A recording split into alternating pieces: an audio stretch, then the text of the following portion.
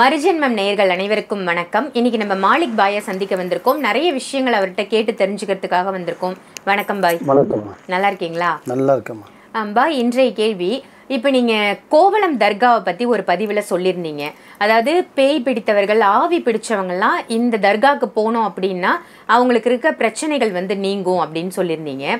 அந்த மாதிரி இப்போ தொழிலில் முன்னேற்றம் ஏற்படணும் அப்படின்னு நினைக்கிறாங்கன்னா எந்த தர்காவுக்கு போகலாம், எப்படி வழிபடலாம்?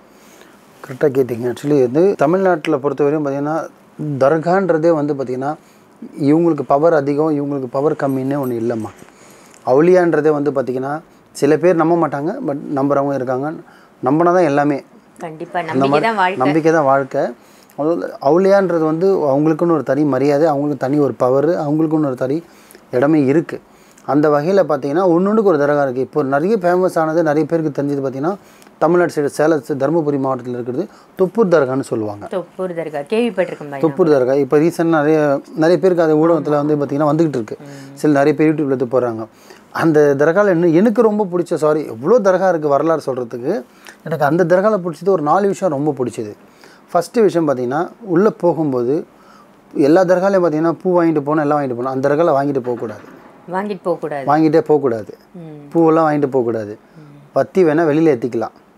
1. 2வது, அந்த தர்காக்குள்ளே போனால் ஃபோட்டோ எடுக்கக்கூடாது. எனக்கு ரொம்ப ஸ்ட்ரிக்ட், ரொம்ப பிடிச்சது எனக்கு. ஆமாம், ஃபோட்டோ எடுக்கவே கூடாது. அங்கே இருக்கிற மசார்னா அவுலியாக்கள் சமாதி இருக்கும் இல்லையா, அதை ஃபோட்டோவே எடுக்கக்கூடாது. திட்டுத்தனமாக எடுக்கக்கூடாது, தெரியாமல் கூட எடுக்கக்கூடாது. அந்த அளவுக்கு உண்மையிலே சில பேர் திட்டுத்தனமாக எடுக்க ட்ரை பண்ணுவாங்க. அதுக்கு அங்கங்கே போர்டு, அங்கங்கே சிசி கேமரா. ஒரு மசாராண்ட 2 பேர் நிற்பாங்க. ஃபோனு கீழே வைங்க, எடுக்காதீங்கன்னுவாங்க. இதுவரையும் உள்ளே இருக்கிற ஒரு மசாரோட ஃபோட்டோ வெளியில் வரவே இல்லை. ஸோ அந்தளவுக்கு ரொம்ப ஸ்ட்ரிக்டாக மெயின்டைன் பண்ணுவாங்க. 3வது, உண்டி வைக்க மாட்டாங்க. உங்களுக்கு விருப்பம் இருந்தால் கட்டிட்டு போங்க, இல்லையா விட்டுடுங்க. இது காசு கொடுங்க, சாப்பாடு காசு கொடுங்க அப்படின்னு. அங்கே பார்த்தீங்கன்னா உண்டி வச்சு கலெக்ஷன் பண்ணுற வேலை கிடையாது.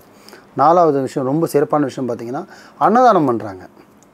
வர பொதுமக்களுக்கு அன்னதானம் போகுது. வியாழக்கிழமை, ஞாயிற்றுக்கிழமை அதுமாதிரி சொல்லி டைமிங் போகுது. டைமிங் ரொம்ப கீப்பப் பண்ணுறாங்க, நீட்னஸ் கீப்பப் பண்ணுறாங்க. இதெல்லாம் எனக்கு அந்த மெயின்டெனன்ஸ் ரொம்ப பிடிச்சிது. ஆனால் அவங்களோட வரலாறு பார்த்திங்கன்னா, அந்த மொத்த தர்காவோட ஒரு இடம் அது உள்ளே இருக்கிற கிங்கோடது மட்டும்தான். கிங்கவர் அவர் மட்டும்தான். அவரோட வழியில் வந்தவர் தான், பேரை மாதிரி இருக்கிற வழியில் வந்தவர் தான் இப்போ அதை பார்த்துக்கிட்டு இருக்காரு. அவரோட சொந்த பணத்தில் அவ்வளோ பெரிய இடத்த சமாளிச்சுக்கிட்டு அவ்வளோ செலவு பண்ணிக்கிட்டு இருக்காரு. தவிர யார்கிட்டையும் உண்டி வச்சோ சந்தா வசூல் பண்ணுறதில்ல, கலெக்ஷன் பண்ணுறதும் இல்லை. அவ்வளோ அழகாக பண்ணிக்கிட்டு இருக்காரு. நிறைய தர்காவில் பண்ணுறாங்க, நிறைய இருக்கப்பட்டவங்க வசூல் பண்ணிக்கிறாங்க, இருக்கப்பட்டவங்க சொந்தமாக கூட பண்ணுறாங்க. ஆனால் எனக்கு ஸ்பெஷலாக அந்த தர்காவில் பிடிச்சிது. அந்த தர்காவில் பார்த்தீங்கன்னா நான் நிறைய நேர்த்திக்கடன் வைப்பேன். உங்களுக்கு தான் வேண்டிக்கிறேன்றீங்களே, நேர்த்திக்கடன் அந்த மாதிரி வேண்டுதல் நான் வச்சு நியத்துன்னு சொல்லுவேன். எங்களதில் உங்களதில் வேண்டுதல்னு சொல்லுவோம். அந்த மாதிரி சிலது வேண்டி நியத்து வச்சுருக்கேன். ஏன்னா எனக்கு முடியாத கேஸ்லாம், சில கேஸ்லாம் இருக்கும், இழுத்துக்கிட்டு இருக்க கேஸ்லாம். நான் எந்தெந்த தர்காவுக்கு போகிறனோ, இந்தியா ஃபுல்லாக எங்கெங்கே போகிறனோ, சில கேஸு முடியாத விஷயத்தை அந்த தர்காவில் நியத்தை வச்சுட்டு வருவேன். இத்தனை நாள் எனக்கு முடியணும் அப்படின்னு. இத்தனை நாளில் முடிஞ்சிச்சுன்னா திருப்பி நாங்கள் வரேன்னு சொல்லிட்டு வருவேன். இதுதான் நான் ஒரு தர்காவுக்கு போகிறேன்னா சும்மா போக மாட்டேன். ஏன்னா அவங்களோட வேலைப்பாடு எனக்கு தெரியணும் இல்லையா. ஒரு நியத்து வைப்பேன், இது 48 நாளில் இந்த வேலை எனக்கு முடிச்சு கொடுங்க. அங்கே வைக்கிற தர்காவுக்கு அங்கே வைக்கிற நியத்து வேலை வேறு எந்த அவுலியாக்கிட்டையும் நான் சொல்ல மாட்டேன். நிறைய ஸ்பெஷல் இருக்குது இதில். இப்போ எக்ஸாம்பிள், இப்போ தொப்பூர் தர்காவில் ஒரு விஷயம் வேண்டிட்டு வந்தேன், 2 வேண்டிட்டு வந்தேன். 1 சக்ஸஸ் ஆகிடுச்சு, 1 நடக்கலை. இதுதான் உண்மை. அதே மாதிரி இப்போது கோலம் போனால் 1 வேண்டிட்டு வருவேன். ஆனால் அங்கே என்ன வேண்டணும் அதை மற்ற யார்கிட்டையும் சொல்ல மாட்டேன். எந்த தர்காவில் வேண்டக்கூட மாட்டேன், எந்த நியத்தும் வைக்க மாட்டேன். அப்படியே மனசிலே வச்சுருவேன். நான் நார்மலாக நானே வேலைப்பாடு பண்ணிவிடுவேன். அந்த மாதிரி தொப்பூர் தர்காவில் 2 நியத்து வச்சேன். 1 சக்ஸஸ் ஆகிடுச்சு, சூப்பராக சக்ஸஸ் ஆகிடுச்சு. 1 சக்ஸஸ் ஆகலை. ஆனால் தொப்பூர் தர்கா பொறுத்தவரையும் தொழில் முன்னேற்றத்துக்கு அதிகமாக போகலாம் அப்படின்னா, தமிழ்நாடு சைடில் இருந்தாங்க, சேலம், தருமபுரி, கோயம்புத்தூர், மதுரை, திருச்சி சைடில் இருந்தாங்கன்னா தொப்பூர் தர்கா வழிபடலாம். 100% நம்பி போகலாம். அந்த அளவுக்கு அவங்களுக்கு கராமத்து இருக்குது. அவங்களோட கராமத்து தான் அவங்களோட பவர் அந்த அளவுக்கு இருக்குது. பட்டு எந்த தர்காவுக்கு போகிறோம் முக்கியம் இல்லைம்மா. நீங்கள் என்ன நினச்சிட்டு வேண்டுறது தான் முக்கியம். நம்ம முன்னேறதுக்கு, நம்ம வாழ்க்கையில் மேலே ஏறுறதுக்கு நீங்கள் எந்த தர்கா வேணாலும் நம்பி போகலாம். ஏன்னா அவங்களாம் சித்தர் மாதிரி அவுலியாக்கள்ன்றது. அவங்கக்கிட்ட போய் ஒருத்தனை அடிக்கணும், கொண்டுடணும், அவனை பிச்சைக்காரனாகணும், பைத்தக்காரனாகணும் அப்படிலாம் வேண்டிட்டு வந்தீங்கன்னா எல்லாமே அப்படி ரிட்டர்ன் உங்களுக்கு ஆகும். கண்ணாடியில் பார்க்குற மாதிரி நடக்காது. அதே நம்ம நியத்து வேண்டதில் கூட சில வழிமுறை இருக்குல்ல, நியாய தர்மம்னு ஒன்று இருக்கு இல்லையா, அவங்க அதுக்கு தானே வழிபடுவாங்க. நம்ம சைத்தானோ ஜின்னோ காளியை வச்சு ஒன்றும் பண்ணலையே, தெய்வத்தை வச்சு தானே பண்ணுறோம். அப்படி பண்ணும்போது அங்கே நியத்தை வச்சது ஒரு பெரிய பிஸ்னஸ்மேன். சில ஷார்ட்டாக சொல்லிடுறேன். பெங்களூர் அவர் ஆக்சுவலி அவர் ரொம்ப பெரிய பிஸ்னஸ்மேனு. அவருக்கு ஒரு வேளை நான் பண்ணி கொடுத்தது கொஞ்சம் நடந்துட்டு திருப்பி பிரேக் ஆகிடுச்சு. அப்போது அந்த வீக்குனா அங்கே போகணுன்னு தற்செயலாக அவங்களோட அழைப்பு இருந்தது. ஆனால் தர்கா பொறுத்த வரையும் அழைப்பு இருந்தால் மட்டும்தான் போக முடியும். ஏன்னா அதே தொப்பூருக்கு நான் 1 வருஷமாக போகலாம் முடிச்சு போக முடியல. தற்செயலாக காலமாக டக்குன்னு போகலான்னு ஒரு முடிவு வந்துச்சு. அந்த போகும்போது அவர் வேலை வந்து எனக்கு பெண்டிங்கில் இருந்தது. அவர் வேலை மட்டும்தான் ஒன்று ஒரு விஷயத்துக்கு ஒன்று வச்சுருந்தேன். அவர் வேண்டிட்டு வந்து கரெக்டாக 7வது நாள் அவனுக்கு ஃபோன் அடிக்கிறார். பை வேலை முடிஞ்சிச்சு பை, சந்தோஷம் பை, நான் உங்களுக்கு ட்ரான்ஸ்ஃபர் பண்ணிடுறேன் பை அப்படின்றார். சீரியஸாகவே எனக்கே நானும் வேலைப்பாடு பண்ணியிருக்கேன். நானும் என் சார்பில் வேலைப்பாடும் பண்ணி கொடுத்துட்டேன். ப்ளஸ் பாபா கிட்ட நியத்தை வச்சுட்டும் வந்துட்டேன். என்னென்னு அந்த பிஸ்னஸ் மேனுக்கு அந்த வேலை, ஏன்னா அவருக்கு அவ்வளோ பெரிய மனுஷனுக்கு அந்த வேலை முடிச்சு கொடுத்தேன்னா கேஷ்ன்றது அப்பாற்பட்ட விஷயம். என்னோடய நேம் ஒரு இமேஜில் நின்றோம். கண்டிப்பாக.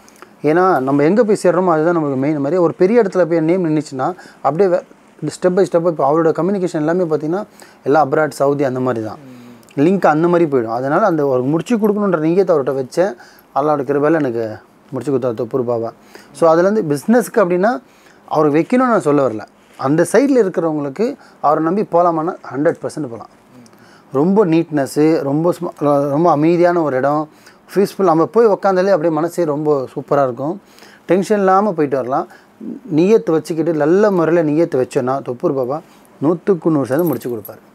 தொப்பூர் எங்கன்னா தருமபுரி மாவட்டத்தில் இருக்குது தொப்பூர் தர்கா. தொப்பூர் தர்கான்னு யூடியூப்பில் சர்ச் பண்ணாலும் வருது. அங்கே போய் வழிபட்டு நான் சொல்கிற மாதிரி அங்கே அவங்களே சொல்லுவாங்க இன்ஸ்ட்ரக்ஷன் எப்படி வேதணும் எப்படி ஓதணும்னு. அந்த மாதிரி நம்ம மனசார உட்காந்து பண்ணிட்டு வந்தாலே 100க்கு 100% நடக்கும். ரொம்ப அருமையாக சொன்னீங்க. இதில் நீங்கள் சொன்னதில் எனக்கு ரொம்ப பிடிச்ச விஷயம் என்ன அப்படின்னு பார்த்தீங்கன்னா, உங்களுக்காக நீங்கள் வேண்டுன அப்படின்னு சொல்லலை, எனக்கு ஒரு வீடு வாங்கணும், எனக்கு பிஸ்னஸ் நல்லா இருக்கணும் அப்படி நீங்கள் வேண்டலை, இன்னொரு மனிதருக்காக வேண்டிட்டு வந்திருக்கீங்கன்றது ரொம்ப பெருமை தரக்கூடிய விஷயமா. அவங்கக்கிட்ட நான் அவங்களுக்கு ஒன்று நான் சும்மா கூட வேண்டலையம்மா. எனக்கு அவங்ககிட்ட நான் ஃபீஸ் வாங்கியிருக்கேன் இல்லையா, ஃபீஸுன்றதோட அவங்க என்னை நம்பி ஒரு வீட்டில் ஒரு மனுஷனை நம்பி, வீட்டில் ஒரு ஆளை நம்பி, ஒரு அண்ணன் தம்பி ஒரு பெரியப்பா சித்தப்பான்ற ஒரு முறையில் வந்து அவன் இதுக்கு இது மறுபடியும் பண்ணி கொடுங்க மாதிரி அந்த வாழ்க்கையை வந்து நம்மகிட்ட ஒப்படைக்கும் போது அந்த இடத்துல நான் ஸ்தானத்தில் இருக்கும்போது அதை நான் தக்க வச்சுக்கணும் இல்லையா. நான் முடிச்சு கொடுத்துட்டு பை எனக்கு இவ்வளோ கொடுங்க, வேலை கொடுங்க பை, நான் ஆசிரமத்துக்கு இவ்வளோ கொடுங்க, அன்னதானத்துக்கு இவ்வளோ கொடுங்கன்னா கொடுத்துட போகிறாங்க.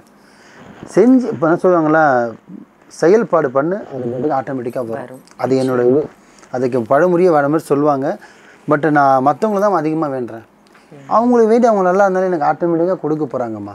நான் அதுவே எல்லாம் எனக்கு கொடுப்பாருமா. மற்றவங்கள தானே வேண்டுறேன். நான் எனக்காக எந்த தர்காவுக்கு போனாலும் சரி. ஏன்னா நம்ம நாடி வரவங்களுக்கு நல்லது நடக்கணும். ஏன்னா என்னை பொறுத்தவரையும் ஒரு இருந்தால் ஒன்று ஏதோ ஒரு செய்யணும்னு நம்ம ஒரு குறிக்கோளோடு இருக்கேன். சாதிக்கணும். நம்மகிட்ட வரவங்களுக்கு 100%த்தில் ஒரு 80% ஆளுக்காவது சாட்டிஸ்ஃபைடாக இருக்கணும். ஒரு 20 முன்ன பின்ன வலிச்சிக்கிட்டு இருக்கோம், எல்லாமே முடிச்சிடும்னு சொல்ல முடியாது, சில இழுக்கும். பட் வர்றவங்க எல்லாமே சந்தோஷமாக இருக்கணும். அவங்களும் குடும்பத்தோடு அவங்க என்னை நாடி எந்த விஷயத்துக்கு வராங்களோ அது முடியணுன்ற எண்ணம் எனக்கு ரொம்ப ஃபஸ்ட்டாக இருக்கும். ஒரு நாளில் தூங்கும் போதே யோசிச்சுக்கிட்டு இருப்பேன், நாளைக்கு அவனுக்கு முடிக்கணும், எப்படியாவது முடிச்சு கொடுக்கணும், நாட்கள் வலிச்சிட்டு போகுதுன்னு. ஆனால் சில பேர் நம்ம ஆளுங்க அதை புரிஞ்சிக்கிறதில்ல. சில பேர் தப்பாக கமெண்ட்ஸ் பண்ணுவாங்க, மெசேஜ் பண்ணுவாங்க. நான் அது ஏன்னா அவங்களோட மனசு வலி. ஃபோன் எடுக்க மாட்டார் பாய்னா ஃபோன் கையில் வச்சு நீங்கள் ரிலிக்லையா மியூசிக்லையா பண்ணிகிட்டு இருக்காரு சொல்லுங்கள். ஓதணும், எழுதணும், 5 வேளை தொழுவணும், கிளைண்ட்டை பார்க்கணும், வீட்டை பார்க்கணும், ஜாமான் எழுதணும். என்ன சொல்கிறது, அது நம்ம ஆளுங்களுக்கு என்ன இருக்குன்னா சும்மா பாய் ஃப்ரீயாக உட்காந்துருப்பாரு. ஃபோன் பண்ணால் எடுக்க மாட்டேன்னா அப்போ எவ்வளோ பிஸியாக இருந்திருப்பேன். கண்டிப்பாக நான் ஒரு பிஸியாக இருக்கேன்னா அது எனக்காக கிடையாது, அவங்களுக்காக. ஏன்னா அவங்களுக்கு ஓதணும், எழுதணும், படிக்கணும், ப்ரேயரில் வைக்கணும், நான் ஓதணும், எவ்வளோ இருக்குது. அவங்க நன்மைக்கும் தேடணும், நான் என் நன்மைக்கும் தேடணும். அதெல்லாம் ஆளுங்க கொஞ்சம் புரிஞ்சுக்கிட்டோன்னு நடந்தாங்கன்னா ஒன்றும் என்னால் இறங்கி ஃபீல்டு ஒர்க் பண்ணி ஆளுங்க நல்லது செய்ய முடியும், அல்லாஹ் நாடினால். நிச்சயமாக இவ்வளோ உங்களோட பிஸியான ஷெட்யூலில் கூட பொதுமக்கள் நல்லா இருக்கணும் அப்படின்னு வேண்டுறீங்க இல்லையா. உங்கள் நல்ல மனசுக்கு எல்லாமே நல்லதாக தான் நடக்கும். தொப்பூர் தர்காவை பற்றி நீங்கள் சொன்னது வெகு சிறப்பாக இருந்தது. நன்றி. நன்றிம்மா.